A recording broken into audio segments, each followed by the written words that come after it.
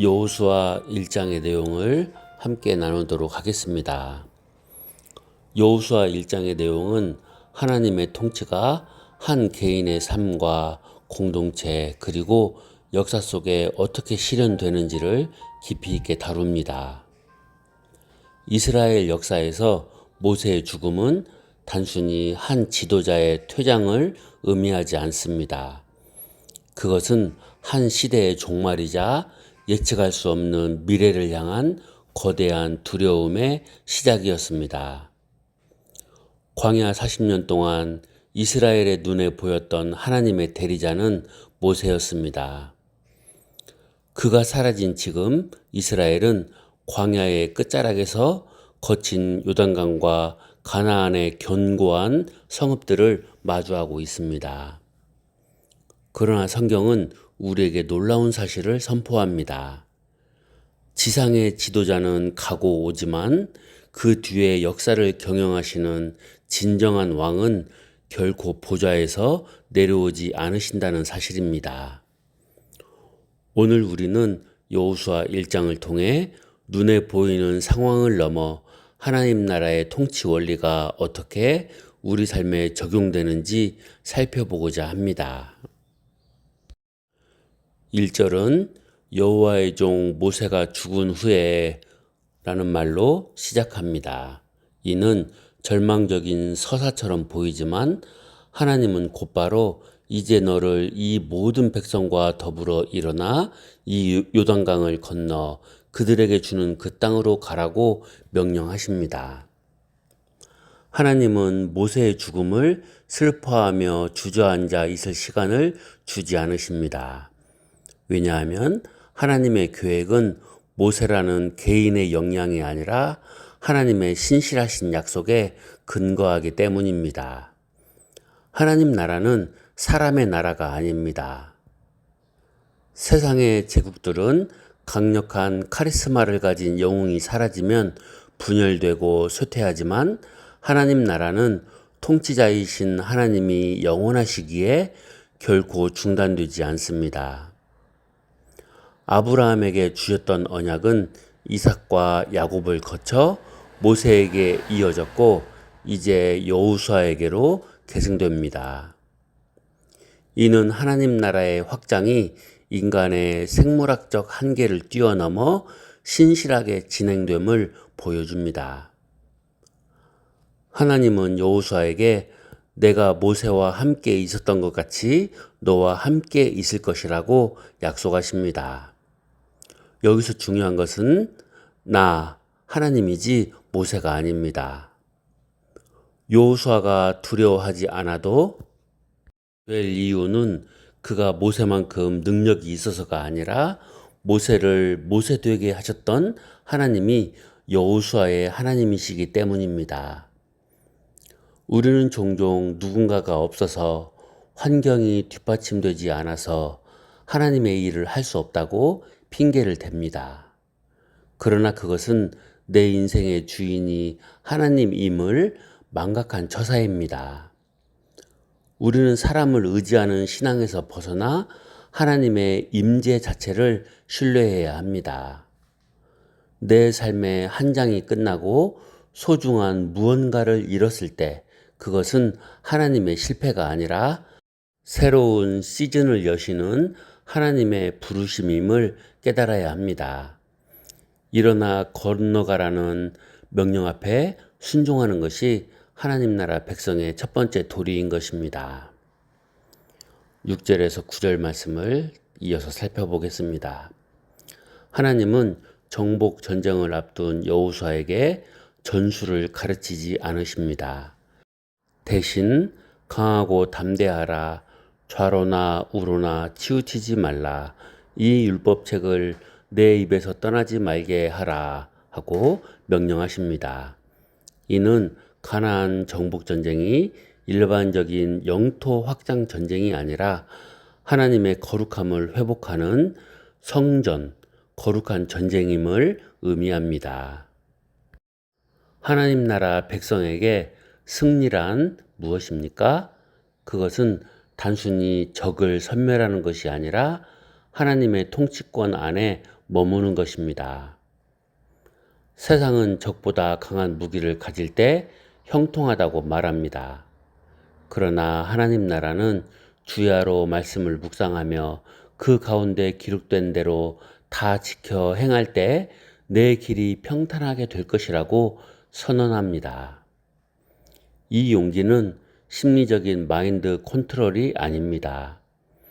내 하나님 여호와가 너와 함께 하느니라 하는 임마누엘의 확신에서 나오는 영적인 배짱입니다. 하나님 나라의 군사는 칼의 숫자를 세지 않고 나와 함께 하시는 왕의 음성을 듣습니다. 우리는 매일 삶의 전쟁터로 나갑니다. 이때 우리가 가장 먼저 챙겨야 할 것은 세상의 스펙이나 인맥이 아닙니다. 율법책이 입에서 떠나지 않게 하라는 것은 하나님의 가치관이 나의 언어와 사고를 완전히 지배하게 하라는 뜻입니다. 세상의 유혹과 타협하지 않고 오직 주의 법도에 나를 맞추는 것이 진정한 강함입니다. 우리가 말씀에 순종할 때 하나님은 우리의 전쟁을 당신의 전쟁으로 삼아 주십니다. 계속해서 10절에서 15절 말씀을 생각하도록 하겠습니다. 여호수아는 백성들에게 요단강을 건너기 위한 구체적인 준비를 시킵니다. 특히 주목할 점은 요단 동편 땅을 이미 분배받아 정착한 르우벤, 갓, 므낫세 반 지파에게 하신 명령입니다. 그들은 이미 자기 가족과 가축이 쉴 곳을 얻었습니다. 하지만 여호수아는 그들에게 너희 처자와 가축은 여기 머무르되 너희 용사들은 무장하고 너희 형제보다 앞서 건너가서 그들을 도우라고 명령합니다. 하나님 나라는 나만의 안식을 추구하는 곳이 아니라 모두의 안식을 함께 일구어가는 곳입니다. 먼저 땅을 얻은 지파들은 자신들의 안식이 형제들의 희생 위에 있음을 기억해야 했습니다. 하나님 나라에서 먼저 은혜 받은 자, 먼저 성숙한 자, 먼저 부요해진 자는 그 혜택을 누리기만 하는 것이 아니라 아직 안식에 이르지 못한 지체들을 위해 가장 앞서 싸울 책임이 있습니다. 이스라엘은 12지파로 나뉘어 있지만 하나님 앞에서는 하나의 군대요, 하나의 몸입니다. 지체 중 하나가 가나안 족속의 공격 앞에 있다면 이미 평화를 얻은 자도 진정한 평화를 누릴 수 없다는 원리입니다. 오늘날 현대 기독교의 위기는 개인주의적 신앙에서 옵니다. 나만 은혜 받으면 그만이라는 생각은 하나님 나라의 원리와 정면으로 배치됩니다. 교회 안에서 내가 먼저 영적 안식을 얻었다면 아직 고난 중에 있는 형제를 위해 기도의 앞자리에 서야 합니다. 우리는 서로의 안식을 책임지는 안식의 파수꾼이 되어야 합니다. 나에게 주신 시간과 물질, 영적 은사를 형제의 기업을 세우는 일에 기꺼이 내어놓는 것이 하나님 나라 백성의 아름다운 의무입니다. 16절에서 18절의 교훈을 생각하겠습니다. 백성들의 반응은 놀랍습니다. 그들은 여호수아에게 무조건적인 순종을 맹세합니다. 당신이 우리에게 명령하신 것은 우리가 다 행할 것이요 오직 당신의 하나님 여호와께서 모세와 함께 계셨던 것 같이 당신과 함께 계시기를 원하나이다. 심지어 그들은 지도자인 여호수아를 향해 오직 강하고 담대하소서라며 하나님이 주셨던 격려를 똑같이 되돌려 줍니다. 하나님 나라는 힘에 의한 굴복이 아니라 사랑에 기초한 자발적인 권위가 흐르는 나라입니다. 여호수아가 하나님의 말씀에 온전히 매여 있을 때 백성들은 그를 통해 하나님의 권위를 보았습니다. 참된 리더십은 하나님께 순종하는 자에게 하나님이 부여하시는 영적 권위에서 나옵니다. 하나님이 여호수아를 격려하셨듯이 백성들도 지도자를 격려합니다. 하나님 나라는 위에서 아래로만 흐르는 명령 체계가 아니라 공동체 전체가 서로를 세워주고 함께 강하고 담대하자고 독려하는 사랑의 네트워크입니다. 우리는 공동체의 질서를 어떻게 대하고 있습니까? 하나님이 세우신 질서에 순복하는 것은 곧 하나님께 순복하는 것과 같습니다. 지도자의 부족함을 비난하기보다 그가 하나님과 동행하도록 기도하고 돕는 것이 성숙한 신앙인의 자세입니다. 우리 입술에는 비판보다 격려가 많아야 합니다. 서로의 두려움을 이해하고 하나님의 약속을 상기시키며 함께 일어서는 공동체가 될 때 어떤 가나안의 견고한 성도 무너뜨릴 수 있습니다. 오늘 여호수아 1장이 우리에게 주는 메시지는 무엇일까요? 첫 번째, 우리의 요단강은 끝이 아니라 새로운 시작이라는 것입니다. 요단강은 이스라엘 백성에게 있어 약속의 땅을 가로막는 거대한 장애물이었습니다. 하지만 영적인 시각으로 볼 때 그 강은 과거의 광야와 미래의 약속을 가르는 축복의 경계선이기도 합니다. 지금 우리들을 잠 못 들게 하는 경제적 압박, 몸의 질병, 관계의 갈등은 우리들을 무너뜨리기 위해 온 것이 아닙니다. 그것은 오히려 하나님의 기적이 상식이 되는 가나안의 삶으로 우리들을 초대하는 문턱입니다.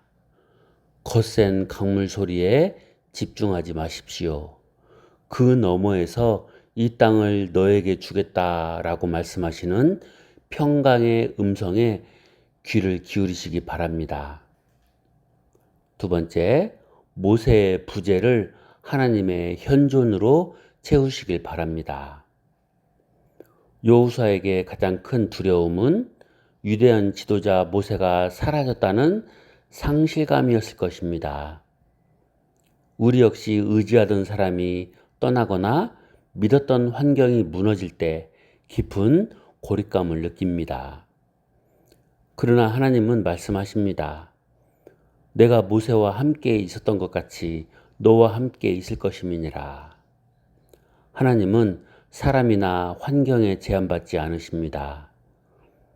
모세는 갔어도 하나님은 여전하십니다. 우리의 든든한 배경이 사라졌다고 느낀다면 그것은 이제 하나님이 직접 우리의 배경이 되어 주시겠다는 신호입니다. 세 번째, 상황을 해석하지 말고 약속을 선포하시길 바랍니다. 우리는 종종 환경을 묵상하며 절망을 키우곤 합니다. 하지만 승리의 비결은 상황 파악이 아니라 약속 묵상에 있습니다. 여호수아 1장 8절입니다. 이 율법책을 내 입에서 떠나지 말게 하며 주야로 그것을 묵상하여 말씀의 검을 드시기를 바랍니다. 안 될 것 같다는 부정의 언어를 멈추고 내게 능력 주시는 자 안에서 내가 모든 것을 할 수 있다는 하나님 나라의 언어를 선포하십시오. 여러분의 발이 차가운 강물에 닿는 순간 멈춰있던 기적의 역사가 다시 흐르기 시작할 것입니다. 사랑하는 성도 여러분, 오늘 여러분이 서 있는 그곳이 아무리 척박하고 위태로울지라도 그곳은 하나님이 통치하시는 거룩한 땅입니다. 세상은 여러분에게 준비가 되었느냐고 묻지만 하나님은 우리에게 나를 신뢰하느냐고 물으십니다. 우리의 실력으로 강을 건너는 것이 아닙니다. 저와 여러분의 앞서 걸어가시는 언약궤를 따라갈 때 요단강은 갈라지고 여리고는 무너질 것입니다. 고개를 드시기를 바랍니다. 어깨를 펴시기를 바랍니다. 저와 여러분은 혼자가 아닙니다. 하늘 군대 장관이 저와 여러분의 앞길을 호위하고 있으며 기도의 동역자들이 저와 여러분의 손을 맞잡고 있습니다.